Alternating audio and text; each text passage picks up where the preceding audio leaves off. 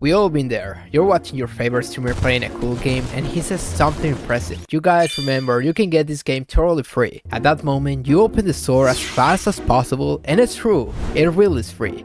So you download the game and start playing it. You're having a really good time, and then you decide to check the menus. You see a couple of things like challenge, skins, a ton of content. And because you're really enjoying the game, you decide to buy the battle pass. At the end of the day, it's more content you think. Time passes, you don't have the same time for gaming as before, but somehow, you feel this sensation that you must play the game. And you don't know exactly why. But why does this happen? Is it because the average player has evolved to only care about playing video games all the time, to the point of cheating themselves? Or is it something else? Something much deeper and carefully crafted to make you feel that way? Something that nobody knows about and only a few very special people called YouTubers know about. And as your favorite YouTuber, I feel the total and complete responsibility to expose how dark game as services are. Shh, I know, I am your favorite YouTuber, you don't have to say it. Your silence is already saying everything. Sometimes I feel game as services are like gaming's response to social media. Social media was winning the entertainment war and video games had to do something. They were losing, so they used the ultimate weapon to face the social media threat. They deployed game as a service. Like when the Covenant attacked humanity and humanity had to release the Spartans to counter them, exactly like that. And then, well, you have all those weird anime games on Steam making their own kind of resistance. Are we ignoring the fact that they got bigger? In case you've been living under a rock for the last 10 years, you probably already know what a game as services is, or at least you have an idea. The most basic definition of a game as a service is this: it doesn't have a clear end, not in the story, not in the service. Mario Bros has an end, The Witcher has an end, a game as a service doesn't. You don't know when it's going to end. You could be playing a game as a service for 10 months, 60 years, or the game could die tomorrow because the company isn't becoming millionaire enough to keep the servers on. What can I tell you? Life happens. You have to understand something about game as a service. They only care about two things, and they will kill to get those things from you. And no, they're not trying to steal your house, your car, or that perfect invention, that one that allows you to experience the peak of human life. That one that literally keeps you breathing. That's right. Money. At the end of the day, according to Uncle Sam, nobody is anything without money. But what's even more important than money? Life itself, which is the same as time. Exactly the same time you waste scrolling in the bathroom. It's entertainment, Isaac. Of course they care about how much time they can entertain the average player. No, you're not getting it. There's really weird stuff related to time in a game as a service that I discovered in my investigation. And I didn't exaggerate when I said they will kill for that time. Well, like, I exaggerated a little bit. What would be a YouTube video without some kind of exaggeration, right? Like this one. I can fix my feelings and stop being weak just by watching a 17-minute video. You got me. I would definitely click on this one. Why is that on your feet? Isaac, we all know video games want our money. Why in the world do they care about our time? I'm glad you asked. I'm a product of your mind. I say whatever you want me to say. Shut up. And let me explain how it works. What happened with a regular game? Let's use Resident Evil 9 as an example, a classic game model. They create a whole marketing campaign to let you know about its existence. At the end of the day, you can buy something you don't know exists. So the game catches your eye and you decide to buy it. You pay upfront. So the very first moment you enter the game, Capcom, the company, has already made a profit from your purchase. They're increasing their immense fortune and you are playing a very good game. Capcom still cares about you completing the game because later, they want to sell you a story DLC. That's right, everything is carefully thought out. And if you did complete the game, it would make sense to buy an extra DLC. But if you didn't complete the main thing, it's pretty likely you're not buying anything. Or if you're something like me, a broken guy who buys games he's never going to play, you're going to buy the DLC anyways. And who knows, maybe in the future you'll buy all kinds of stuff you'll never use. A telescope, a fake poo, or maybe a course of that person who tells you how to become millionaires. But how does Capcom increase the chances of you finishing your game? Is it by making deals with the devil and making him cry? I know, it was a good one. In reality, it's as simple as making a good game. A good story, good gameplay, making Leon look good regardless of his age, and that's pretty much all. On the other hand, games as a service are a completely different story. Because you literally pay nothing to enter. You're playing for free, remember?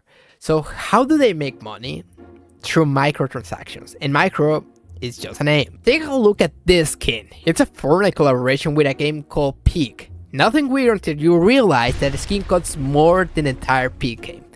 I mean, does that make any kind of sense? Like what I'm about to tell you. If you pay attention, almost all game as service share a couple of mechanics that have nothing to do with pure gameplay. Things like battle passes, daily challenge, in-game special offers, like time events, that kind of stuff. Have you ever wondered why they exist? Did you really believe they added all that just because it's more content? Sorry for being the bad guy who tells you this, like your cousin who told you Santa Claus isn't real. I'm just about to make your world lose color. All those mechanics that I mentioned before are literally designed to create some kind of a scarcity and an invisible commitment to return to the game. Almost like that toxic egg you somehow keep going back to. All the stuff relies on one simple but strong principle. Fear of missing out, better known as FOMO. I assure you, it's real. It's not something the internet created to get more attention. Let me explain with a very illustrated and precise example. If you're a caveman and the water around your area is disappearing, you would naturally try to save as much as you can in the time that remains, because you don't know if another tribe of cavemen is going to find that water and use it all. It's something important to you and it appears to be disappearing. And then you realize most of the water is water and that FOMO disappears. So you and your tribe can survive and evolve all the way into becoming the kind of people who spend all day trying to get pixels that are said to disappear after a certain period of time. A very accurate example, isn't it? So instead of valuable water, think about a daily challenge, a weekly challenge, a seasonal battle pass, a limited time event. All those things are available for only a period of time to deceive your caveman brain into thinking you're going to lose something important, when in reality, it's all artificial. It's not like pixel disappears out of nowhere. Pixels are eternal, like the universe, like the freaking sun, dude. Did you know the sun's gonna explode? What? My Vegeta background doesn't have a limited time event, and I can watch it until my final days, and probably my grandchildren are going to watch it too. When you play a game as a service, each attempt to complete something is a commitment that you accept. They are trying to become part of your daily routine, so they rely on something even more powerful than the natural and healthy feeling of wanting to play a game. They rely on a habit. The habit of you enter the game on a daily basis. Once you are in this point, they have total control over you. If you're a completionist, they also control how many hours you're going to play just by modifying a number. So, boss, you want me to reduce the time to get this AI generated skin to 3 days to encourage players to play the game? Alright, 12 days is now 3 days. Yep, it's on. I'm just about to tell you why they care so much about how much time they can entertain you. But first, I want you to relax. Are you ready? There is a direct correlation between time spent in a game as a service and in-game spending.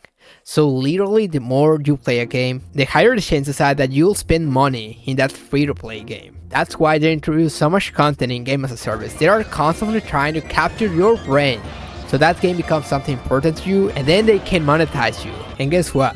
All the stuff is increasing your time spent in the game, and the company is watching its income increase as the average player's free time goes down. I'm not saying playing video games is bad, I'm just pointing out that they create a whole system of artificial scarcity just to manipulate you into playing as often as possible, so they can monetize you. Oh, what did I just hear? What if I want all that content? What kind of pose is that? What if I completely happy grinding one single game? First of all, there must be something wrong with you, but following the path that a game as a service designs for you is not a wise decision at all. Just imagine how much time it's going to take to complete all the stuff they introduce in their games. You're going to be an old man by the time you finish. But it's deeper than that. We are naturally completionists. We like to complete things. That's why trophies work in video games. We like to complete everything. And not only in video games, it works in movies, stories. Even with that argument you had weeks ago, you are still trying to finish it in the shower. So it's very powerful for this kind of game to not have an end. It's an infinite loop. And it's even clearer with seasons. With each season, they introduce a new set of everything. A new season pass, new skins, and you know I'm right when I say at the final moments of each season, there are two possible scenarios. You feel some kind of relief because you already completed the loop, or you feel the opposite sensation. You're just days away from losing something important, as your caveman brain thinks, and you have to get her no matter what. Which leads me to the next thing I want to tell you. The more a person plays a game, the harder it's gonna be to quit, because a psychological effect, the sunk cost effect, actually, it's exactly the same effect that pushes you into completing a battle pass. Basically, the more currency, time, or resources you invest into something, it doesn't matter if it's your gaming PC, your physique, or your Pokemon collection, the harder it's going to be to quit. Well, That explains a lot. It doesn't matter what thing you're investing in, it's always going to be harder to quit until the job is finished, compared to something you haven't invested a penny or a second of your time. So in the Battle Pass case, you already spent virtual currency to buy it, so in reality you feel like you have to complete in order to avoid the sensation of losing your money. But in reality, you already lost it in the moment you pay with real money. So how hard would it be for someone who has played one single game for years to quit? Just imagine someone who has played Fortnite from the first year until now. All the time invested, all the skins he probably has, all that investment just to lose everything. Honestly, I don't even wanna know, it must be hard as hell. And it's gonna be even worse. Once that game dies, literally dies, servers shut down, not even allowing him to look at all he once had. I think they're going to have an existential crisis. As you can see, all game as services are conditioned by time. Even access to the whole game is going to end for sure. That's why I support the Stop Killing Games initiative, but that's another topic. The worst consequence of playing a single game, the way game as services are designed to be played, is that those black holes of time are really stopping you from experiencing the real cool part of gaming, the diverse amount of different experience that gaming has to offer. That variety has been reduced into a completion simulator. You're no longer playing a game because you like the story or the art. No, let me play because I don't want to lose a special event.